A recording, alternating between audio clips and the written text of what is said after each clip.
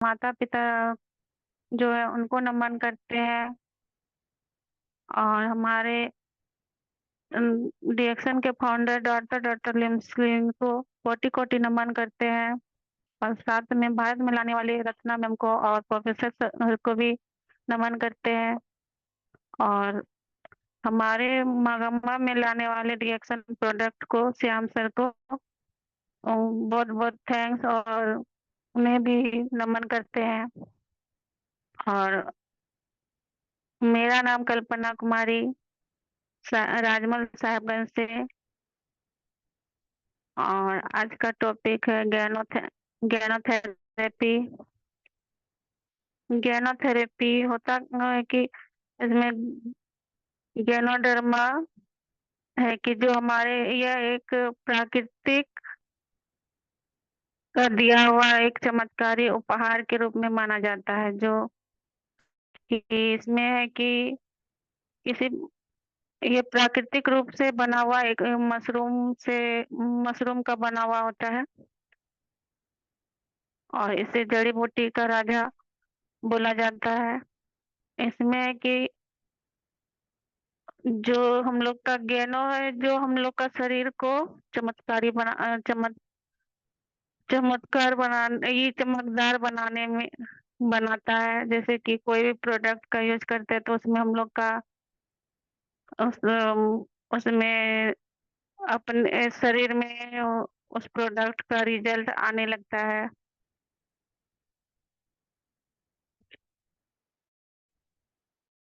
और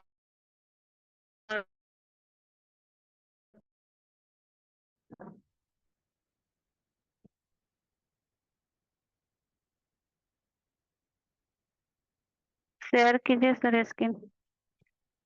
और हमारे शरीर जो इसको है कि दो स्वास्थ्य पर दो दृष्टिकोण दो प्रकार से दिखाया जा रहा है। अंतर इसमें दिखाया जा रहा है कि प्राकृतिक भोजन और पारंपरिक भोजन दवाई। इसमें है कि हम लोग का प्राकृतिक भोजन जो हम लोग डिएक्शन प्रोडक्ट का उपयोग करते हैं तो हम लोग का नेचुरल फूड में आता है। और ये पारंपरिक दवाई है कि जो भी हम लोग जैसे कि बोला जाता है अगर हम लोग एक प्लास्टिक का कोई भी सामान जैसे कि पेन को ही उदाहरण के रूप में मान लेते हैं। तो पेन है कि हम लोग का प्लास्टिक है, अगर उसको हम लोग फेंक देंगे तो नहीं गलेगा। और अगर लकड़ी का कुछ भी सामान बना हुआ है तो वो है कि प्राकृतिक का है। और अगर ज्यादा दिन तक पानी में रहेगा तो वो खराब होने लगता है और सड़ने लगता है। तो ये है कि हम लोग का पेन आ जाएगा पारंपरिक दवाई में। और लकड़ी आ जाएगा प्राकृतिक भोजन प्राकृतिक तत्व में। उसमें फिर इसमें बोला जा रहा है कि दृष्टिकोण दिखाया बोला जा रहा है कि हम लोग का जो गैनोडर्मा से उनका प्रोडक्ट है वो संपूर्ण शरीर में हम लोग का काम करता है। पूरे शरीर में जैसे कि सर से लेकर सर के बाल से लेकर पैर के नाखून तक काम करता है। लेकिन हम लोग इसमें पारंपरिक दवाई में है कि खंड युक्त अलग अलग बीमारी में के रूप में काम करता है। और इसमें फोकस बताया जा रहा है कि फोकस में दिखाया जा रहा है कि स्वास्थ्य जो हम लोग का प्राकृतिक भोजन में है कि स्वास्थ्य पर फोकस डालता है। और इसमें रोग पर फोकस डालता है कि किस रोग हमारे शरीर में किस प्रकार का रोग है उस रोग पे फोकस डालता है। और मेथड में है कि मेथड कि इसमें है कि प्राकृतिक भोजन में हम लोग का बीमारी का रोकथाम करता है जबकि पारंपरिक में इलाज करता है। जो इसमें हम लोग का रोग को किसी प्रकार का रोग को आने नहीं देता है। गेनोडर्मा का प्रोडक्ट अगर हम लोग यूज करते हैं तो अ, उसमें हम लोग का रोकथाम करता है। और इसमें है कि अगर जो बीमारी हो गया है तो उस बीमारी को उस बीमारी के हिसाब से इलाज किया जाता है। और उत्पाद प्रोडक्ट जो भी हम लोग पूरक पदार्थ ये फूड लेते हैं, जैसे कि कोई भी प्रकार का हम लोग खाना खाते हैं तो उसमें हम लोग को सभी प्रकार का उसमें पौष्टिक मतलब संतुलित आहार हम लोग को नहीं मिल पाता है, पूरक नहीं मिल पाता है। तो उसमें हम लोग का रिएक्शन प्रोडक्ट में है कि वो आहार हम लोग को वो पूरा करता है। और इसमें है कि पूरा हम लोग का औषधि दवाई के रूप में काम करता है। अगर हम लोग किसी प्रकार का बीमारी हुआ तो उसके इसलिए हिसाब से अगर हम लोग दवाई लेते हैं तो वो एक औसम मतलब बोला जाता है कि वो एक दवाई के रूप में काम करता है, उससे हम लोग। और इसमें है कि गोल में दिखाया जा रहा है, बोला जा रहा है कि हम लोग का जो स्वास्थ्य है उसको कल्याण करता है। और इसमें है कि हम लोग का सुधार लाता है, जो बीमारी है उसमें हम लोग को सुधार आता है। पूरी तरह से तो ठीक नहीं करता है, भले ऊपर से लगेगा कि ठीक हो गया लेकिन अंदर से ठीक नहीं होता है, सिर्फ उसमें सुधार आता है।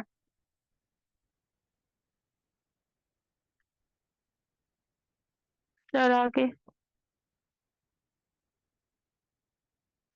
स्वास्थ्य के चार स्तंभ। स्वास्थ्य के चार स्तंभ है: पूरक आहार, पौष्टिक आहार, स्वस्थ जीवन शैली, सकारात्मक मानसिक विचार। स्वास्थ्य अगर हम इसमें चार प्रकार का बोला जाता है कि हम लोग को पूरक आहार लेना चाहिए, पौष्टिक आहार लेना चाहिए, और जीवन स्वस्थ जीवन शैली बनाना, और सकारात्मक मानसिक विचार की सोच को बनाए रखना।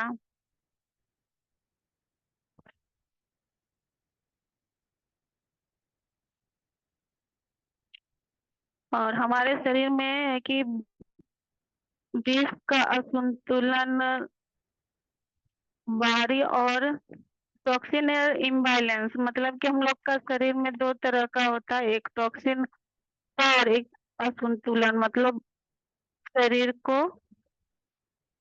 वही असंतुलन बनाए रखता है। जैसे कि शरीर में किस प्रकार से हम लोग का दो वही शरीर में दो प्रकार के कारक होते हैं जो हम लोग का प्रवेश करता है, एक आंतरिक रूप से और एक बाह्य रूप से। मतलब कि इसमें जैसे कि बोला जा रहा है कि जैसे तनाव, आधुनिक जीवन शैली, फ्री रेडिकल्स, वायु प्रदूषण, प्रदूषित जल, रासायनिक दवाइयाँ इत्यादि। जैसे कि इसमें बोला जाता है कि अगर हम लोग वायु प्रदूषण होता है कि आजकल बहुत सारे कारखाने हैं जिसमें कि धुआं सब है, फिर धूल, जो धूल उड़ता है उसके कारण। और प्रदूषित जल जो हम लोग रासायनिक, जो हम लोग का प्रदूषित जल होता है कि आजकल बिना केमिकल का पानी पीते हैं उसका, फिर रासायनिक दवाई का प्रयोग करते हैं। और इसमें है कि खाने की बुरी बुरी आदतें में है कि अत्यधिक भोजन करना, मतलब कि जितना हम लोग का जरूरत के अ- अनुकूल भोजन करना, और बार बार भोजन करना। मतलब कि अगर हम लोग अभी तुरंत खाए 5 मिनट में फिर दोबारा खाएंगे तो वो भी हम लोग का है कि बैड हैबिट में आता है।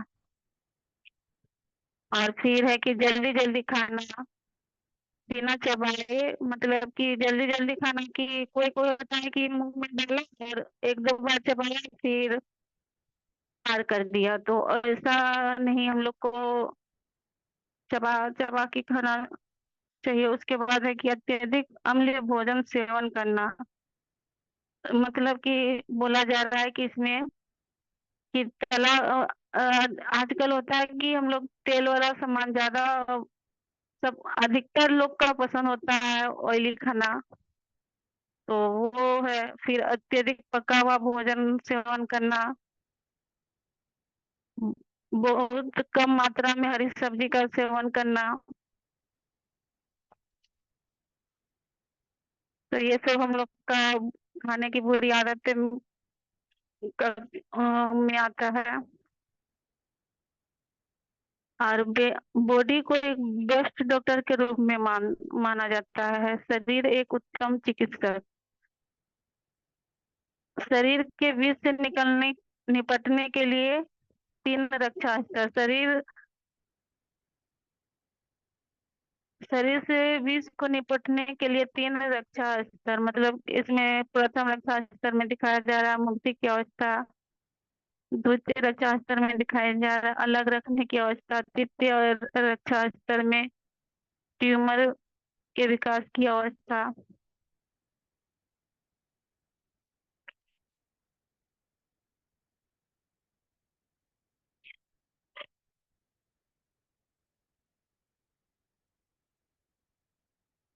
फर्स्ट लेवल ऑफ डिफेंस, बचाव का प्रथम चरण, मतलब मुक्ति का अवस्था। इसमें है कि हम लोग का जो विषाक्त पदार्थ है, जो टॉक्सिन है, हम लोग का किस किस किस तरह से शरीर से बाहर निकलता है। पसीना के द्वारा, मूत्र के द्वारा, बलगम के द्वारा, मल के द्वारा। और सेकेंड लेवल ऑफ डिफेंस, बचाव का द्वितीय चरण, अलग रखने की अवस्था। अगर हम लोग, जो हम लोग का है कि पैखाना से, अगर मल से जो हम लोग का टॉक्सिन बाहर नहीं निकल पाता है, तो उसमें है कि कुछ तत्व मिलकर होता है कि एक पत्थर के रूप में परिवर्तित हो जाता है, और जिसके कारण यूरिक एसिड और पथरी में बदल जाता है। और कुछ है कि निष्क्रिय पदार्थ के साथ मिलकर कोलेस्ट्रॉल और वसा बना देता है। और निष्क्रिय पदार्थ मिलकर कोलेस्ट्रॉल और वसा का वही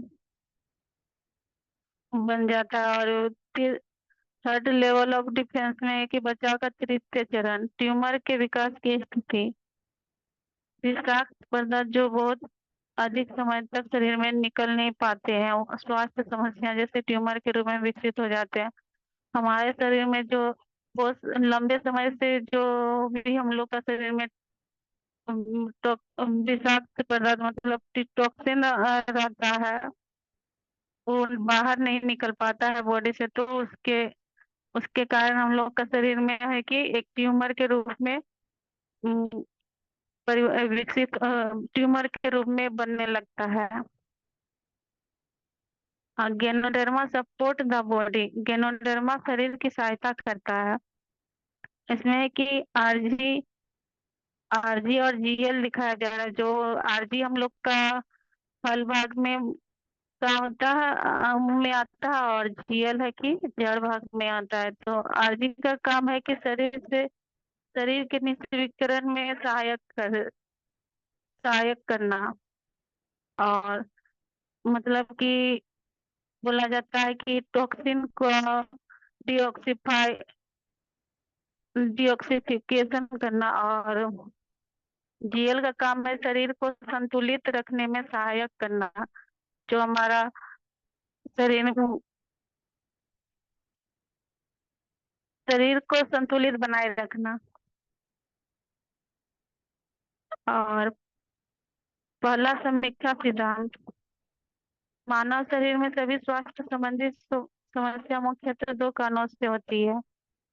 हमारे शरीर में स्वास्थ्य समस्या दो कारण से होती है, विष और असंतुलित शारीरिक प्रणाली के कारण। जो टॉक्सिन के कारण होता है, जो हमारे शरीर में टॉक्सिन बाहर नहीं आता है उसके कारण से। और दूसरा समीक्षा सिद्धांत है, गैनोडर्मा की सहायता करता है। गैनोडर्मा शरीर की सहायता करता है, और है कि शरीर स्वयं अपनी स्वास्थ्य संबंधी समस्याओं की देखभाल करता है। हमारा शरीर है कि अपनी स्वास्थ्य संबंधी समस्या जो भी समस्या होता है कि वो हम लोग का स्वयं करता है। और इसमें है कि एबीसी रूल का नियम बताया जाता है, जैसे कि बोला जा रहा है इज एक्टिव, एक्टिव, सी से वायलेंस, सी से क्योर।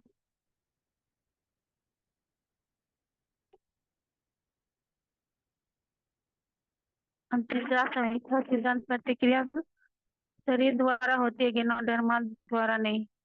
जो भी हम लोग का शरीर में प्रतिक्रिया होता है वो हम लोग का शरीर के द्वारा होता है, गिनोडर्मा के द्वारा नहीं होता है। प्रायः यह देखा गया है कि गिनोडर्मा मानव शरीर पर सचेत व असचेत मुद्रा पर कार्य करता रहता है। और इसमें है कि इसमें भी दो प्रकार का प्रतिक्रिया दिखाया जा रहा है, एक शारीरिक और मानसिक।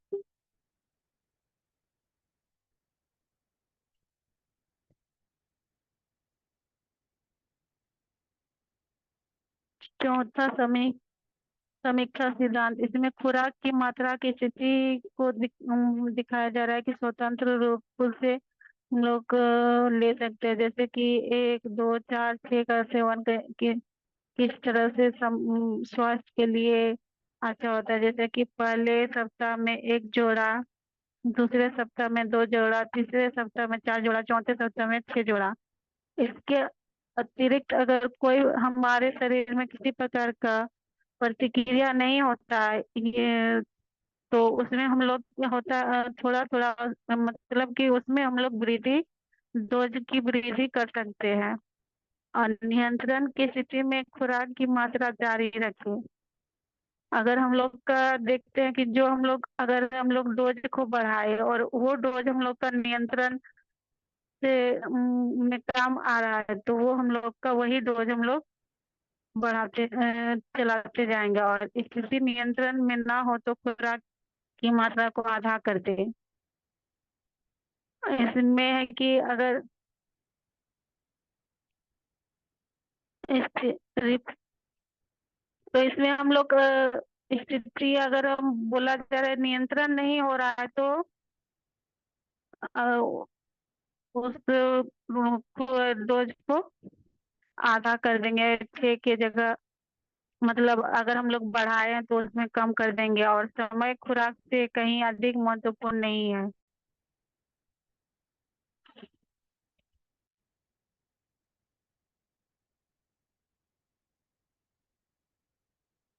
एसिडिक और अल्कलाइन हमारे मानव शरीर में है कि हम लोग को क्षार एसिडिक और अल्कलाइन भोजन हम लोग को लगभग इसमें बोला जा रहा है कि आवश्यकता के अनुसार 4:1 के अनुपात में लेनी चाहिए। जब और हम लोग का होता है कि हम लोग को आजकल अल्कलाइन भोजन हम लोग का है कि अभी अधिकतर लोग होता क्या है कि एसिडिक खाना ज्यादा पसंद करता है। हम लोग को लेना है 80% लेकिन उल्टा होता है कि एसिडिक फूड ज्यादा लेता है, उसके विपरीत लेता है। लेकिन हम लोग उसमें है कि अगर हम लोग एसिडिक ज्यादा लेते हैं तो उसमें हम लोग का बहुत सारे प्रॉब्लम आते हैं। जैसे उसमें है कि अगर हम लोग अल्कलाइन फूड अगला 70-80 लेते हैं तो ठीक होता है। उसके बाद है आपका एसिडिक में 20%। अगर 3% अगर हम लोग एसिडिक लेते हैं, प्रीलेस में हम प्रीलेस में जाते हैं। और अगर 40% में लेते हैं एसिडिक फूड, तो हम लोग मेडिकल, मतलब कि उसमें बीमारी का बीमारी उसमें आ जाता है। और उससे अधिक होता है कि अगर 50% चल जाता है तो हम लोग का उसमें है कि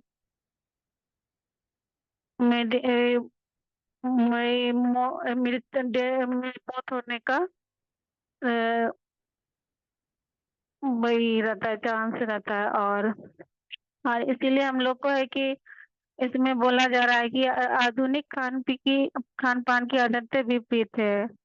इसमें अम्लीय भोजन हम लोग ज्यादा पसंद कर ज्यादा लेते हैं, तो मांस, कोला, बर्गर, जो भी समोसा, जो ये आता है इसमें अम्लीय भोजन में आता है, और क्षारीय भोजन में है कि साग बजरा गेहूं मक्का सब्जी, और ये सब है कि क्षारीय भोजन है। और हम लोग का डिएक्शन जो प्रोडक्ट है उसमें है, हम लोग का क्षारीय भोजन में आता है आरजीजीएल, चाय, लिंगी, कॉफी, स्प्लोना और मोरिंगी। ये सब हम लोग का क्षारीय भोजन में आता है। और इंजाइम थ्योरी, मधुमेह इसमें है कि मधुमेह समस्या मधुमेह नहीं है, समस्या है हमारे खान पान में। Diabetes is not the problem, the food is. हमारा जो है कि तो समस्या मधुमेह में नहीं होता, हमारा जो खान पान है उसमें हम लोग का प्रॉब्लम होता है। और डायबिटीज अग्नाशय की समस्या का कारण है हमारी पाचन संबंधी। Pancreas problem is caused by digestive problem. इसमें है कि हम लोग का जो अग्नाशय का समस्या हमारे पाचन संबंधी के कारण होता है। और पाचन संबंधी समस्या जिसका कारण है हमारा खान पान। Digestive problem is caused by food problem. हमारा जो पाचन संबंधी का कारण है जो हम लोग खान पान खाते हैं, अल्कलाइन खाना खा के नहीं, एसिडिक खाना ज्यादा खाते हैं उसमें, फिर बिना फाइबर युक्त भोजन खाते हैं तो उसमें है कि उसमें हम लोग का प्रॉब्लम होता है। फिर खान पान की समस्या जिसका कारण है एंजाइम की कमी। हम लोग अगर ज्यादा अगर हम लोग फाइबर वाला खाना नहीं खाते हैं तो उसमें है कि हम लोग का खाना को पचाने में मदद नहीं मिलता है, जिसके कारण से कई तरह के प्रॉब्लम होते हैं। और इसलिए हम लोग को फाइबर युक्त भोजन ज्यादा से ज्यादा खाना चाहिए। फिर है कि ये हम लोग का जो रिएक्शन प्रोडक्ट जैसे कि आरटीजीएल, स्प्लोना, मोरंजी, कोडिपाइन आदि का हम लोग को भरपूर मात्रा में सेवन करना चाहिए। ग्रीन थ्योरी, हरित क्रांति, इसमें लाल रक्त के उत्पादन का क्रम बताया जा रहा है कि लाल रक्त कोशिकाएं अगर मृत्यु हो जाती है तो हमारे स्प्लीन है उसमें पृथक्करण के लिए अग्रसित हो जाता है। उसके बाद किया जाता है, इसके बाद है कि लीवर के माध्यम से पुनः पृथक्करण के लिए अग्रसित की जाती है। और तत्पश्चात यह गुर्दे में प्रवेश कर जाती है और हार्मोन्स बनाते हैं। अस्थि मज्जा के द्वारा हीमोग्लोबिन बनाती है जो आगे जाकर पुनः निर्मित लाल रुधिर कोशिकाएं बनती है। हमारा जो बोन मैरो है उसमें है कि हमारा हीमोग्लोबिन अस्थि हीमोग्लोबिन बनता है, उसमें है कि आगे जाकर हम लोग का ब्लड सेल में परिवर्तित हो जाता है, मतलब बनने लगता है।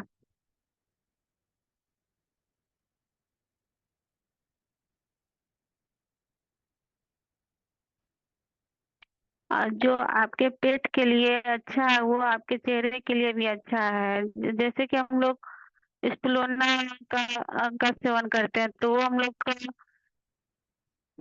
पेट के लिए भी अच्छा है। और सॉफ्ट अगर हम लोग साबुन यूज करते हैं तो उसमें हम लोग चेहरे के लिए लाभदायक होता है।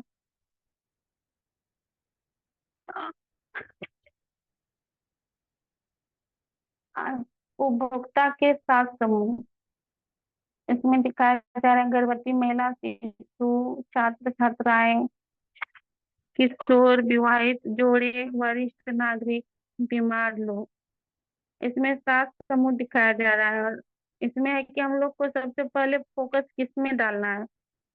हम लोग को इसमें सबसे पहले है कि गर्भवती स्त्री में फोकस करना, उसके बाद शिशु में, और तब उसके बाद छात्र छात्राएं। लेकिन होता क्या है कि हम लोग डालते करते क्या है, पहले बीमार आदमी को चुनते हैं। तो हम लोग अगर बीमार आदमी को चुनेंगे तो उसमें है कि जो भी हम लोग प्रोडक्ट देते हैं तो तुरंत अगर उसमें रिजल्ट नहीं आता है तो उसमें है कि लोग ये हो जाता है, डर जाता है कि इसमें काम नहीं करता है। तो वही चीज है कि हम लोग को पहले गर्भ बीमार आदमी को ला बाद में देखना है, पहले गर्भवती महिला को, उसके बाद शिशु को, छात्र छात्रा को। जैसे कि अगर छात्र छात्रा को हम लोग देते हैं तो उसमें उसका जो भी मानसिक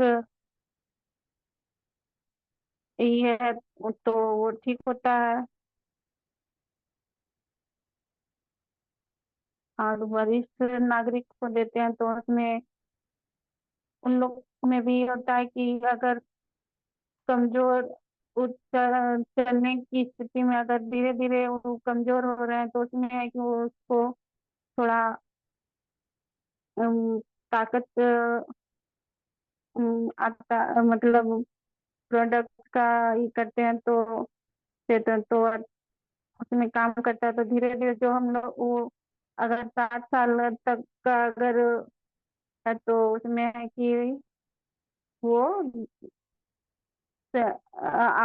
उसकी आयु बढ़ती भी है। समय से पहले वो बूढ़े नहीं होंगे।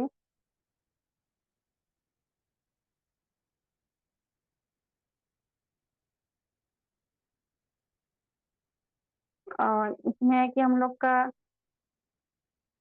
संदर्भ दिखाया जा रहा है कि वेबसाइट है, आप www.catch भी हवाली .education.nuni, फिर www.spolona.com, www.musworld.com, www.rishi.com, www.myknowledge.com, www.kiwifruitorange.com।